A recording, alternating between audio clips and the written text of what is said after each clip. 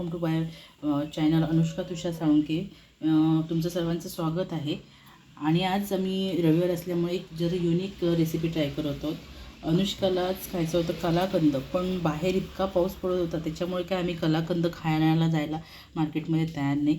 त्यामुळे मी घरातच एक रेसिपी छोटीशी ट्राय केलेली आहे. तर गाईज तुम्ही पण करू शकता ही रेसिपी.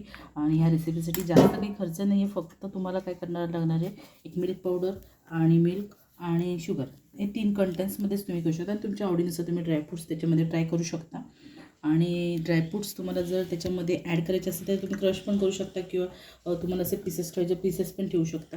पण मी तर शक्यतो क्रशच केलेलं आहे. आल्मंड्सचाच क्रश आणि कॅजूचा क्रश आहे, त्यामुळे ती मला चावायला पण असं म्हणजे जरी कोणाला दिलं वयोवृद्धांना तरी काही प्रॉब्लेम नाही. खूप छान अशी रेसिपी होणार आहे. तर गाईज तुम्हाला मी दाखवते आज मी काय केलेलं आहे. तर आज मी कलाकंद टाईपच केलेले, फक्त शेप नाही तर मी ते शेप त्यांना पेड्यांचा दिलेला आहे. तर सेम शेप आलेले आहे त्यांना. साताऱ्याचे कंदी पेढे असतात त्या टाईप आलेलं आहे गाईज.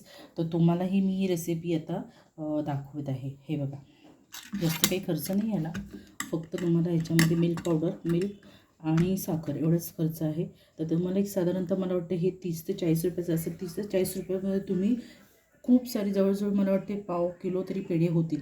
ते पाव किलो पेढे मी त्याच्यामध्ये बनवून, पेढे म्हणजे कलाकंद टाईप मिठाई बनवू शकता. आणि त्याला तुम्ही कलर ॲड किंवा केशर वगैरे ॲड करू शकता. माझ्याकडे अवेलेबल नाही आणि माझ्याकडे आता पाऊस पडत असल्यामुळे त्यामुळे मार्केटला मी काही जाऊ शकत नाही, म्हणून मी काय केलं नाही. पण एकदम झटपट असं तुम्हाला ही रेसिपी आहे. गणपतीमध्ये तुम्ही नक्की, तुम्हाला जर स्वीट करायचं असेल तर ही ट्राय करू शकता रेसिपी.